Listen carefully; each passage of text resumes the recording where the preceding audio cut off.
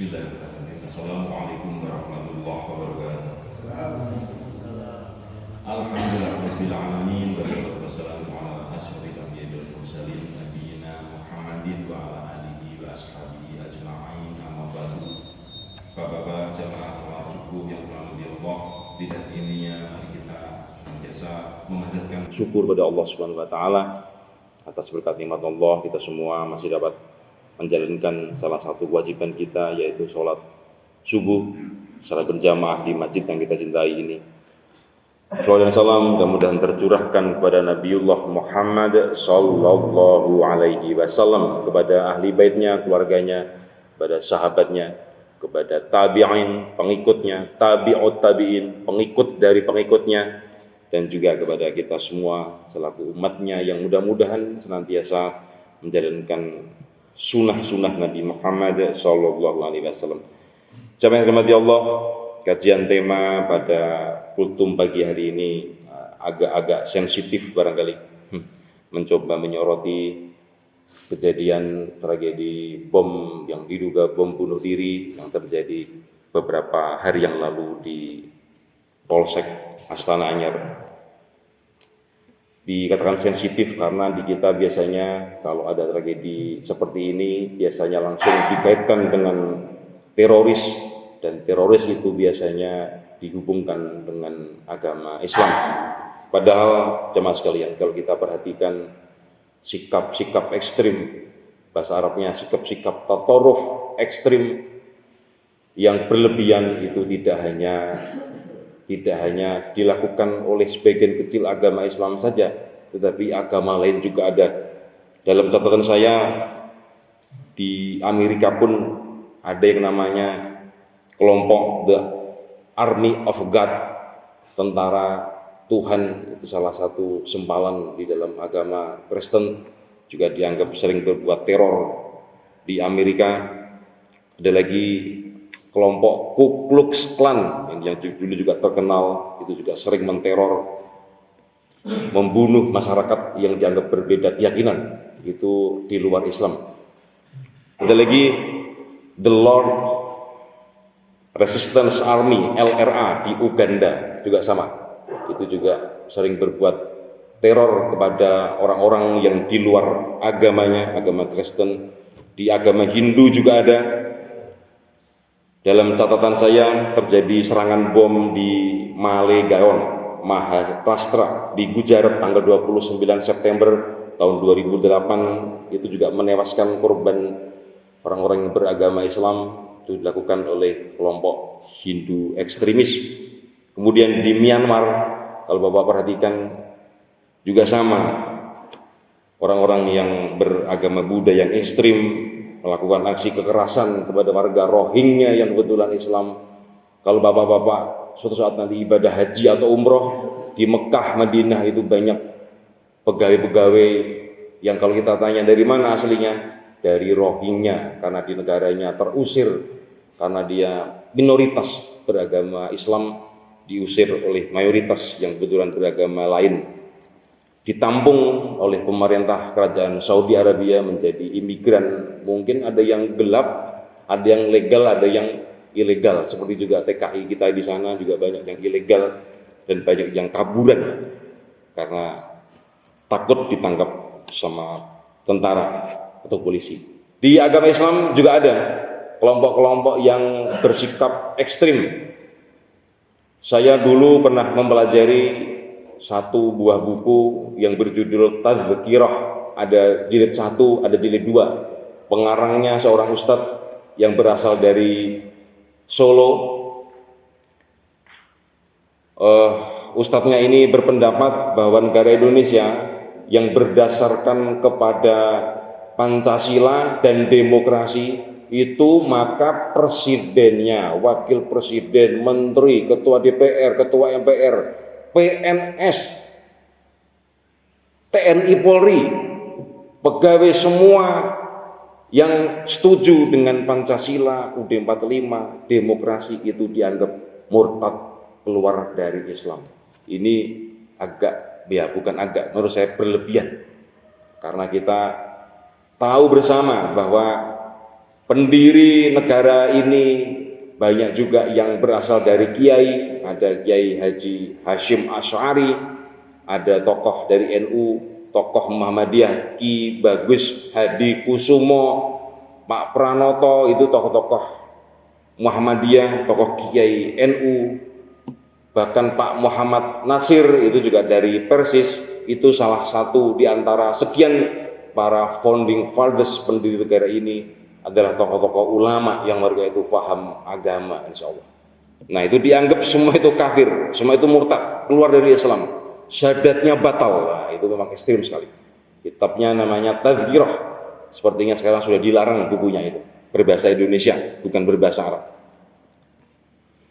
Kemudian jemaah sekalian, di Indonesia, di Poso dulu tragedi konflik antara kelompok non-muslim dengan Islam, itu juga diduga kelompok yang non-muslim itu juga sering berbuat teror. Dulu ada terkenal Laskar Kristus, Laskar Kelelawar, kalau Bapak-Bapak suatu saat nanti googling juga terkenal itu kejadian yang menimpa para saudara kita yang berasal dari yang beragama Islam, sehingga terjadi tindak kekerasan karena mereka yang beragama Islam itu minoritas, sehingga mungkin ya tertindas mungkin di sana. Nah, sekali lagi teman sekalian, di dalam Islam pun juga ada yang kelompok yang ekstrim seperti itu. Nah, kalau saya petakan teman sekalian, kelompok ekstrim di dalam Islam itu ujung-ujungnya sebenarnya tujuannya itu ingin mengganti negara dari Pancasila menjadi negara Islam. Nah, ada dua sumber. Yang pertama, kelompok ekstrim yang berasal dari lokal Indonesia. Yang kedua, berasal dari impor. Nah, kita petakan. Yang berasal dari Indonesia sendiri itu diantaranya yang paling dominan adalah kelompok NII, N11, yang sering atau yang kita kenal pendirinya yaitu siapa Pak? SM Kartosuwiryo. SM Kartosuwiryo, singkatannya Sekar Maji Marijan Kartosuwiryo, NII. NII ini kelompok yang tua. Pak Marijan Kartosuwiryo ini sebenarnya, beliau ini kalau kita runut biografinya itu ternyata salah satu murid dari Haji Omar Said Cokro Aminoto, Hos Cokro Aminoto. Pak Karno pun juga salah satu mantan murid Hos Cokro Aminoto, bahkan kos di rumah beliau kalau tidak salah juga menikah juga dengan salah satu putri dari Pak Cokro Aminoto, Pak Karno. Nah, ini ada yang jadi murid Cokro Aminoto, ini ada yang nasionalis kanan atau kiri, paling nasionalis kiri, ada juga yang ekstrem kanan. Nah, yang ekstrem kanan itu diantaranya yaitu Kartosuwiryo. Coba sekalian, yang rada aneh memang dari NII ini, N11 ini, mereka ingin mendirikan negara Islam, tetapi Kartosuwiryo sendiri di kalangan umat Islam bukan dikenal seorang ulama, bukan ulama, tidak ada karya yang hebat dari seorang Kartosuwiryo sampai saat ini belum ada. Saya sendiri belum mengetahui kitab apa misalnya berbahasa Arab barangkali, karena salah satu indikasi, salah satu tolok ukur seorang itu disebut ulama kalau di dalam Islam itu ada satu karya yang monumental, biasanya sudah teruji berupa kitab-kitab berbahasa Arab. Kalau Bapak perhatikan ada misalnya kitab Tafsir Jalalain, nah itu pengarangnya ulama itu. Siapa? Jalaluddin. Nah, Jalaluddin As-Suyuti, Abdurrahman Jalaluddin As-Suyuti. Nah, itu seorang ulama. Ada lagi misalnya Ibnu Hajar Al-Haythami, ada dua, Ibnu Hajar Al-Asqalani juga sama, Ibnu Hajar. Dua-duanya Al-Hafidh, mengarang kitab Fathul Bari, Syarah Sahih Bukhari. Nah, misalnya itu seorang ulama. Nah, Kartosuwiryo ini yang kita perhatikan belum ada karya yang monumental. Kalau misalnya dia ingin mendirikan negara Islam, harusnya logikanya itu dia seorang minimal yang ulama besar yang memiliki karya yang bagus. Ternyata tidak kita dapati. Kemudian jamaah sekalian, cirinya apa kalau yang N11 itu? Cirinya jamaah sekalian, nanti kita bisa mendeteksi cirinya ketika pengajian itu yang yang ditawarkan kepada jamaah itu yaitu tauhid yang disingkat dengan RMU. R-nya itu tauhid rububiyah, M-nya tauhid mulkiyah, U-nya tauhid uluhiyah. Bedanya apa Pak? Kalau rububiyah itu meyakini Allah itu satu-satunya yang menciptakan alam semesta, Allah yang menghidupkan, Allah yang mematikan. Itu namanya tauhid rububiyah. Rob, dia kata Rob, Rabbul Alamin, Tuhan pencipta alam misalnya. Yang kedua tauhid mulkiyah. Diajarkan bahwa yang boleh mengatur hukum di dunia ini harus hukum yang berasal dari hukum Islam. Satu lagi tauhid uluhiyah, yang kita sembah hanya Allah, tidak menyembah kepada kuburan, kepada yang lain. Nah itu namanya tauhid uluhiyah. Kalau Bapak-bapak belajar akidah yang diajarkan oleh ulama-ulama dari Salafi itu beda lagi. Rububiyah, uluhiyah, asma wa sifat. 3 juga sama. Tapi kalau yang tauhid versi NII ini rububiyah, mulkiyah, dan uluhiyah. Kemudian teman sekalian, itu yang lokal. Kalau yang berasal dari impor itu yaitu akidah atau organisasi yang diimpor dari ISIS. ISIS itu singkatan dari Islamic States of Iraq and Syria. Negara Islam yang menggabungkan antara Irak dan Syria. Yang dulu pemimpinnya bernama Abu Bakar al-Baghdadi. Itu juga rada aneh. Kenapa anehnya? Pak, Bu sekalian, Bapak sekalian, di dalam Islam itu tidak boleh seseorang itu ambisi minta kekuasaan.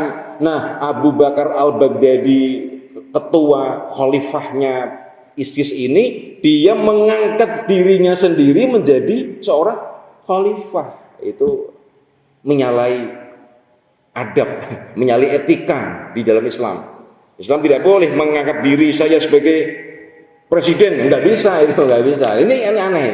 Nah, dia dalam sejarahnya dia mengangkat diri sendiri sebagai khalifah, sehingga banyak ulama yang tidak setuju. Enggak, itu jelas ngaco itu. Belakangan bapak-bapak kalau kita perhatikan berembus isu bahwa kelompok ISIS ini sebenarnya bikinan dari negara adik kuasa. Bikinan dari negara adik kuasa. Agar tujuannya itu untuk lebih mudah menghancurkan Islam dari dalam. Ada lagi kelompok HTI. Nah, ini bapak-bapak ini karena agak sensitif maka saya harus terus terang saja. HTI itu katanya Hizbut Tahrir Indonesia. Hizbut itu tentara Pak. Tahrir itu pembebasan Indonesia. Itu sebenarnya kelompok yang bersifat internasional, tidak hanya di Indonesia. Tujuannya apa? Tujuannya bapak-bapak sekalian, biar paham. Mereka ingin mengganti sistem kenegaraan ini menjadi sistem khilafah. Artinya begini, negara-negara Islam atau negara-negara yang mayoritas beragama Islam itu melebur jadi satu, semua nanti cuma satu aja pemimpinnya yang disebut dengan nama khalifah. OKI itu organisasi konferensi Islam terdiri dari 57 negara. Itu pengennya mereka itu gampangannya. Mereka itu membubarkan diri semua atau gak sambungkan diri lah, mengangkat satu orang presiden. Nah akhirnya yang 57 termasuk Indonesia nanti bukan presiden Indonesia tapi cukup gubernur Indonesia. Itu saja, gubernur Malaysia, gubernur Brunei.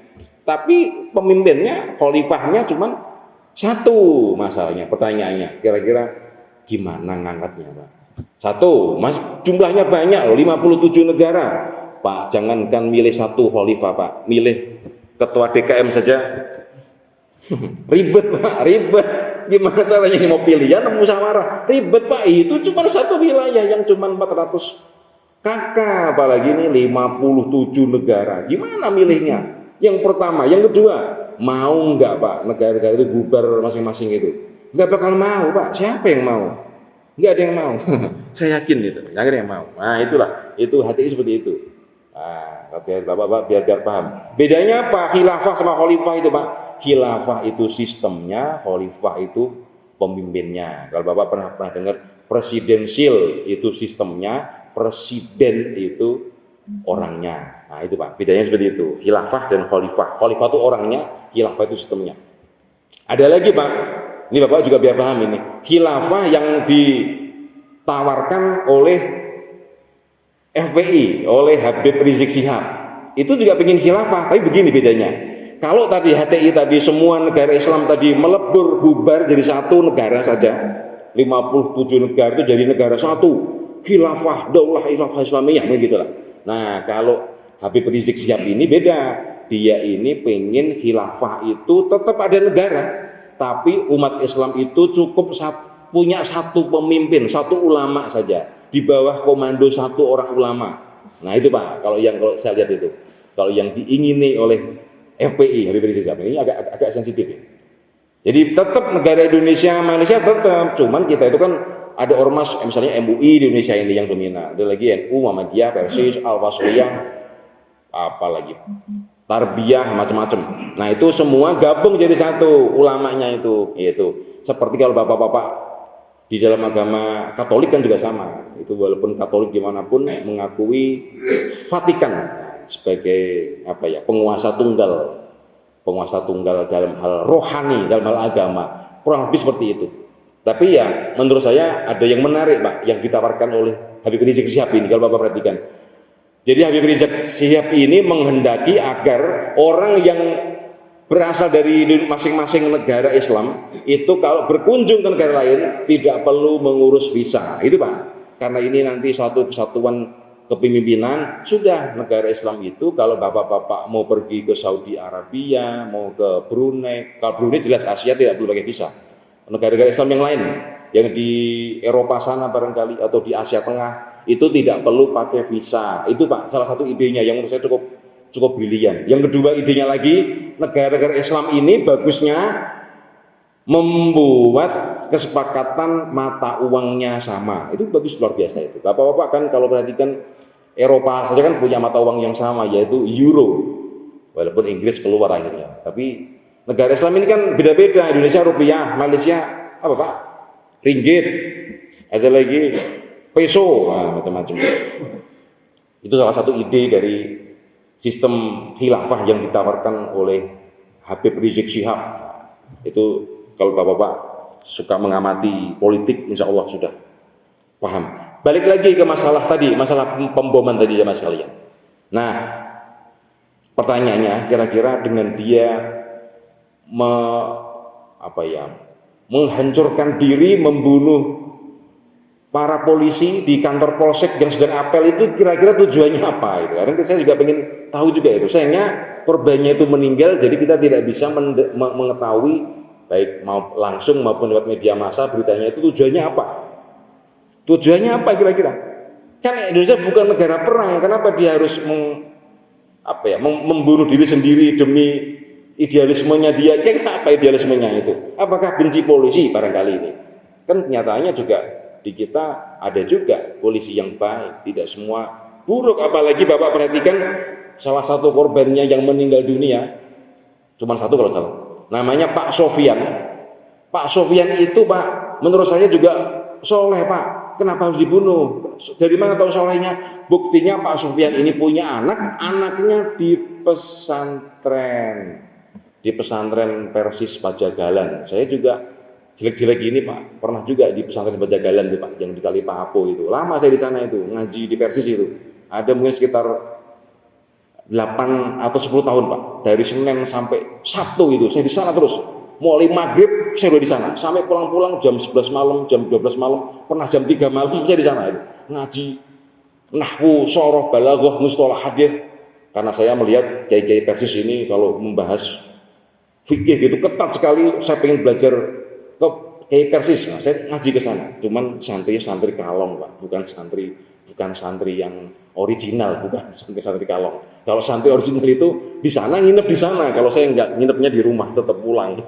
Nah itu Pak. Nah Pak Sofyan ini anaknya di pesantren kok ya dibunuh gitu. Saya juga heran juga ini, jemaah sekalian.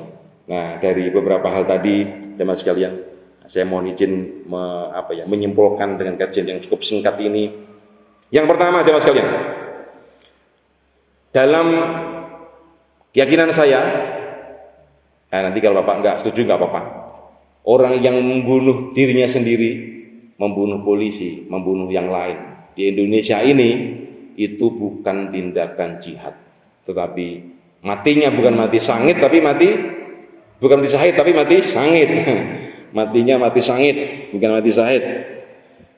Yang harus diperhatikan yang pertama, sabda Nabi Muhammad SAW yang berbunyi, awalu ma yuhasabu bihil abdu yaumal qiyamah as-shalah wa ammalu wa yuqdo bainan nas fid dima. Wah, ini ngeri nih Pak. Jemaah sekalian, seorang hamba nanti di akhirat yang pertama kali akan dihisab, akan dihitung, yaitu sholatnya yang pertama. Yang kedua, seorang hamba nanti di akhirat yang akan diputuskan hubungan antara manusia dengan manusia, yaitu urusan nyawa. Orang yang membunuh dengan tanpa alasan yang jelas, nanti si pembunuh akan menuntut, kenapa dulu nyawaku kamu ambil? Mengapa kamu tidak boleh memiliki hak bisa membunuh orang lain? Itu diselesaikan dulu baru urusan yang lain. Kalau si pembunuh tadi itu misalnya dia tidak bisa menyatakan hujah alasan di hadapan yang maha adil, nanti pahalanya akan diminta kepada yang dizalimi. Demikian juga kalau sudah habis ternyata pahalanya itu masih belum selesai juga, dosanya yang dizalimi nanti akan diberikan kepada yang menzalimi. Hati-hati jamaah sekalian. Termasuk kita mencela orang itu kalau berbuat zalim, pokoknya semua urusannya dengan pahala dan dosa nanti di akhirat. Nah itu. Jadi yang pertama yang ditentukan yaitu urusan ad-dima. Dima itu darah, urusan darah yang berkaitan dengan masalah pembunuhan dan sebagainya. Yang kedua, yang penting lagi, seorang yang bunuh diri, jemaah sekalian, orang yang bunuh diri di dalam Islam, yang pertama termasuk dosa besar. Yang kedua, kekal di neraka. Bahkan hukumannya apa di neraka? Orang yang bunuh diri, disebutkan dalam satu hadis Nabi yang agak panjang, orang yang bunuh diri karena minum racun serangga, minum baygon, minum apa Pak? Postek. Kan sekarang aneh-aneh aja itu. Minum postek. Postek itu baru kena kulit saja sakit Pak, apalagi diminum kena usus, hancur itu Pak.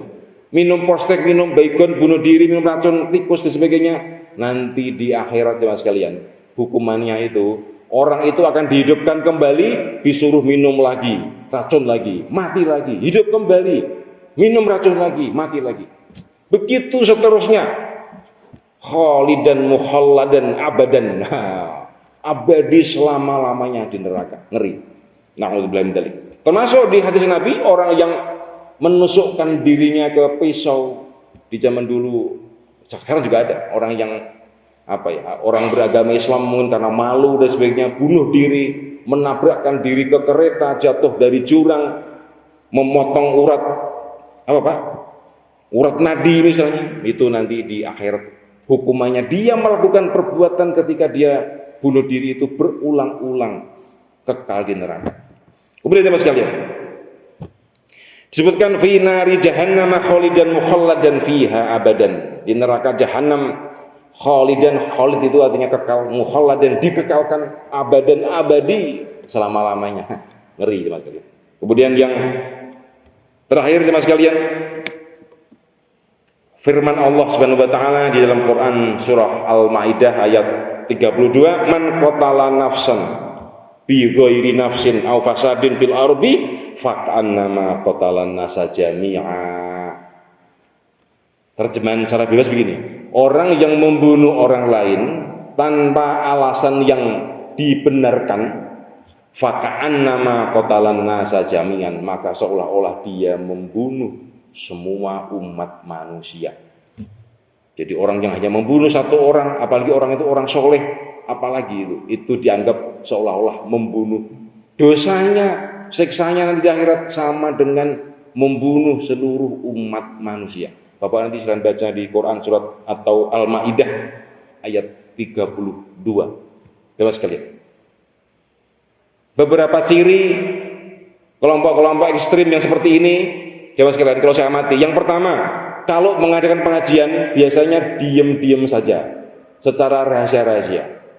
Saya beberapa waktu yang lalu mendapat informasi di sekitar wilayah Adipura juga ada yang pengajian itu diam-diam saja secara sembunyi-sembunyi, bahkan tidak mau ke masjid, maunya ke rumah-rumah, itu pun dilakukan waktu tengah malam. Nah yang seperti itu hati-hati. Kalau bapak-bapak nanti ada temennya, tetangganya yang menawari ngaji kok, ini kok rahasia-rahasia apa ini? Wah, ini penting rahasia. Wah ini malah bahaya. Islam itu terbuka zaman sekarang, terbuka.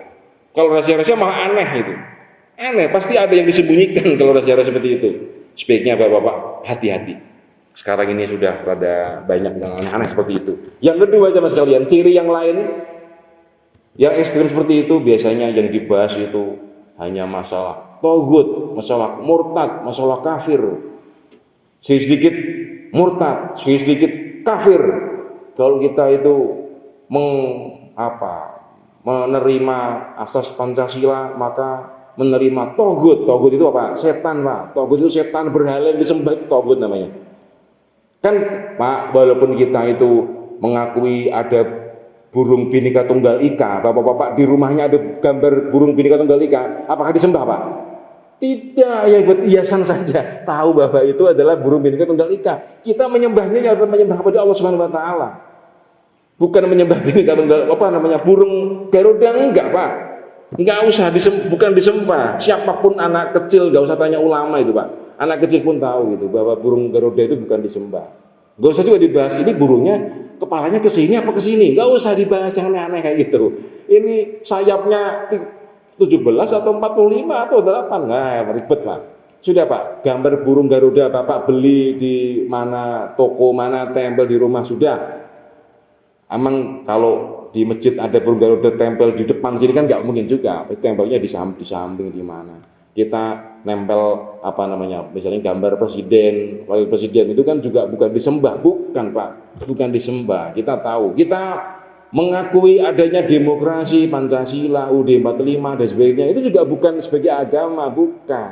Nah, kalau pengajian yang aneh seperti itu, mereka mendoktrin kepada jamaahnya itu, awas kalau kamu nanti terima Pancasila, syahadatmu batal. Enggak, Pak, insya Allah tidak batal. Tidak batal, Pak, saya yakin itu. Tidak batal. Itu ulama yang aneh-aneh saja seperti itu. Yang tidak punya ilmu itu biasanya. Saya dulu pernah berdebat sampai sepanjang malam dengan orang yang dari kelompok-kelompok kayak gitu, Pak. Saya sebelum saya debat, Bapak coba baca kitab saya ini bisa enggak? Ini hukum tentang jinayat, hukum tentang pidana dalam Islam. Bapak baca dulu. Saya pengen bacanya, pengen tahu apakah dia baca Arabnya itu benar atau tidak. Karena Arab gundul. Saya walaupun bukan di pesantren, saya pernah belajar bahasa Arab. Saya cek, nggak bisa baca. Oh berarti Bapak, mohon maaf, Bapak belum lulus di dalam hadapan saya. Itu aja. Kalau Bapak itu mengajarkan agama ke saya, mohon maaf, Bapak minimal standarnya harus bisa bahasa Arab. Ternyata nggak bisa. Nah itu, Pak. Jadi mereka itu semangatnya tinggi, tetapi dasar keilmuannya biasanya minimal, sehingga mudah diombang-ambingkan. Semangatnya pengen berjuang jihad, tapi ilmunya kurang, sehingga dibelokkan ke sini mau. Nanti kalau kamu berbuat begini, tapi dapat pahala begini. Kalau membunuh sama polisi itu togut, nanti kamu pahalanya dapat ini itu. Hati-hati ya, hati-hati seperti itu. Bapak sekalian, karena itu berhubungan dengan nyawa, hal yang penting, sehingga pada pagi hari ini saya sampaikan, walaupun ini hal yang cukup sensitif ya mas sekalian, cukup sensitif. Kita tahunya kalau kemarin itu masalah pengeboman, tahunya ya hanya dari media massa saja, dari berita saja, karena kita tidak mungkin datang langsung ke tempat kejadian perkara, menginvestigasi, tidak mungkin.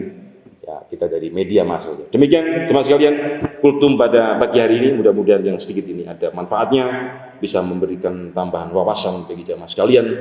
Kurang lebihnya mohon maaf yang sebesar-besarnya. Aku qouli hadza fastaghfirullah li wa lakum. Wassalamualaikum warahmatullahi wabarakatuh.